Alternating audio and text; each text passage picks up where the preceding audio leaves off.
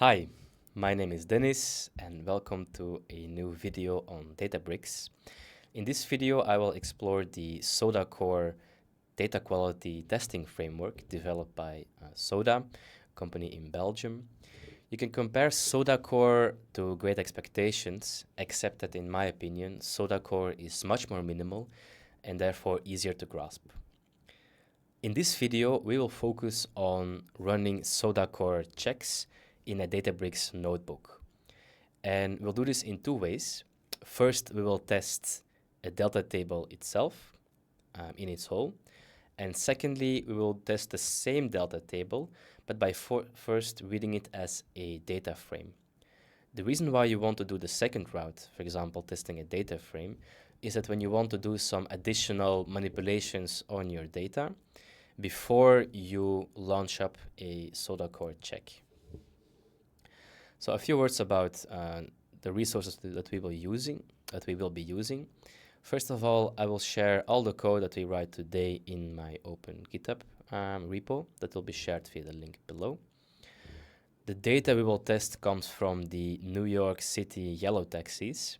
We're going to use data for January 2024. And finally, some important resources I'm using in this video is the guide of how to connect Soda to Apache Spark in the Soda documentation. In addition, I will use these examples of the Soda check language to define my own checks for the data. So let's get started now with the first method of how to test an entire Delta table. And I have here in my video folder absolutely nothing. So we will create a new notebook. And we can call the notebook, let's say, yellow taxi checks. Let's attach it to this serverless compute. And the first thing we will have to do, according to this guide, is to install the library that allows us to check Spark data frames. Now, the guide writes to use the Soda Spark df library. However, we are going to use the open source Soda Core package, which means that we will modify this slightly into Soda Core Spark df. So let's run that now. And when we take a look at the guide further, we see that in essence, we begin the data quality testing the same way we would test any other data source. This means we will define a scan instance and set a data source, a scan definition name, except that here we'll also add a Spark session. So let's copy this code and adapt it to our notebook. Paste this here. And well, let's first set the data source name as a variable, and I will call my data source yellow taxi table, for instance. We can copy this here and here. Then Databricks already defines the Spark session for us, called Spark, so we can just use that session here.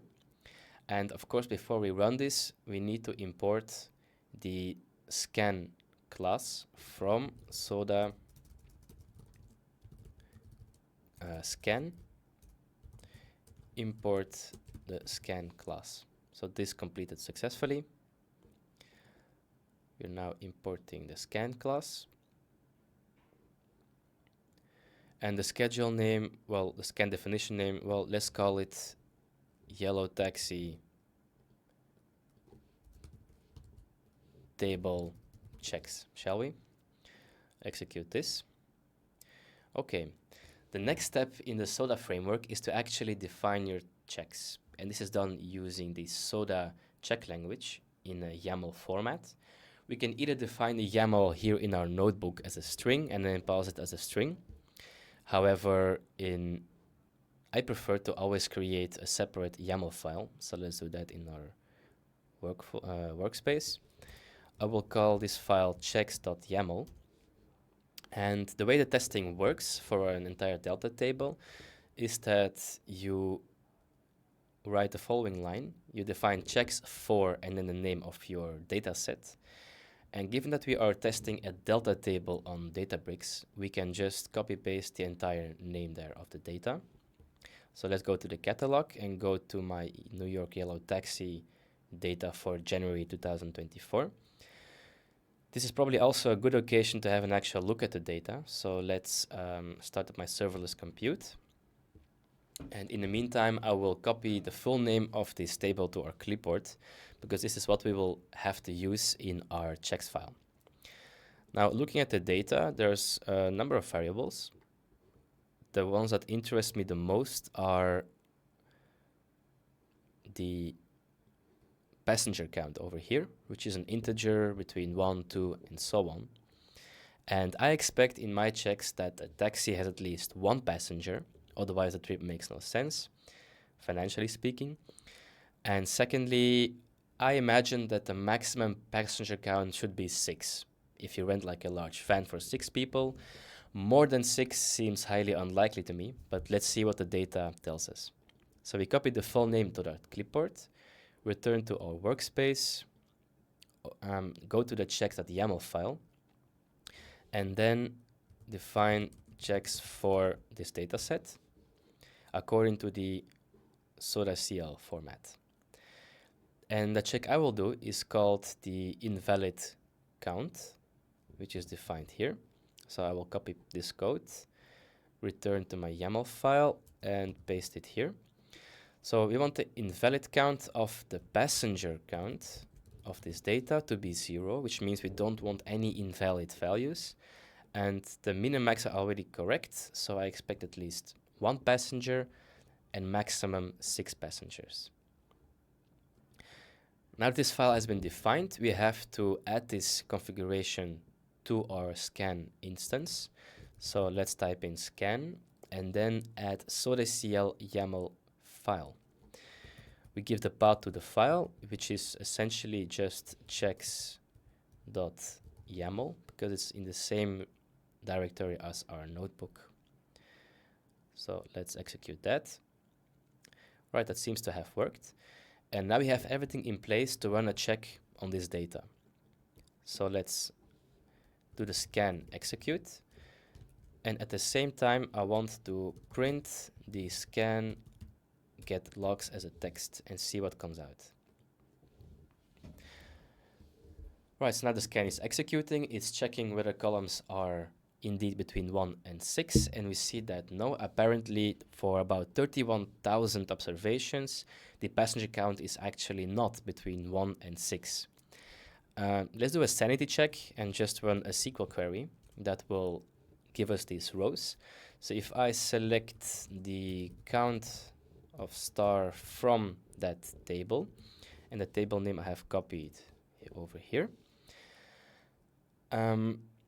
we want to filter the rows where the passenger count is either smaller than 1 or the passenger count is bigger than 6. And hopefully I will get the same result as the SODA check.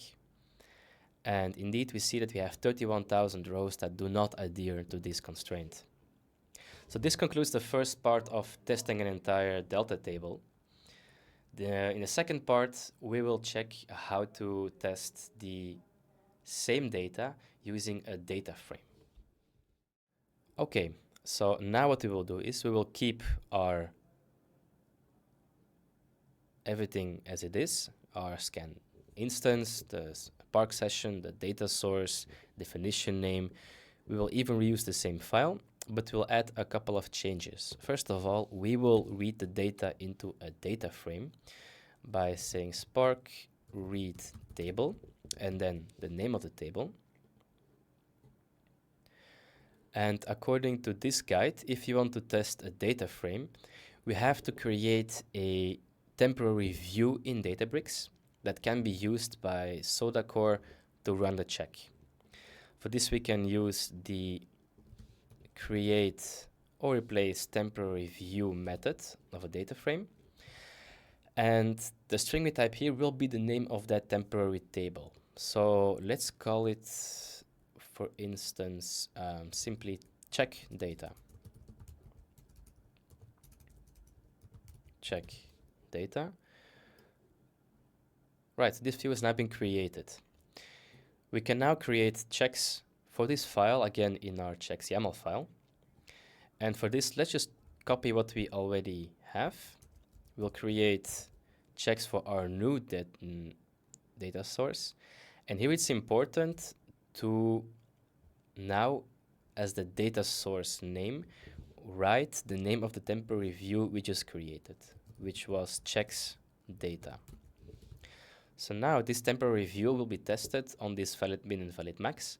And to show you the difference, let's make this test more strict. And now we expect that the maximum number of passengers of the taxi is only 4.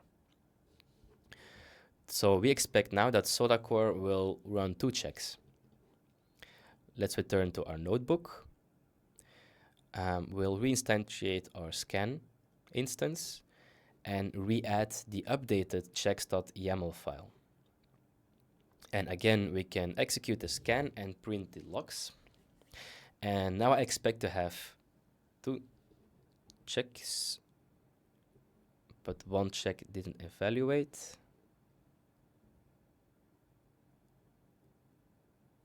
Because we didn't pass the data frame. Oh, we made a mistake. It's not checks data, it's check data. So if I return here and fix the name to check data,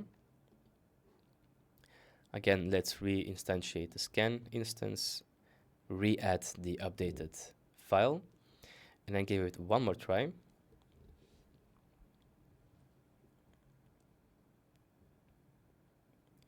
We see that now both checks have run, both checks have obviously failed, and we see indeed that we have more failures for the second check because we made it more strict by limiting it to only 4 passengers. And as a final sanity check, let's just check this number again manually in SQL. And indeed we see that we obtain about 87 failed rows. Right then, so this was it for this video. We saw how we can check entire Delta tables by passing the path to the table here in the checks YAML file. And we also managed to check the same data by passing it first as a data frame.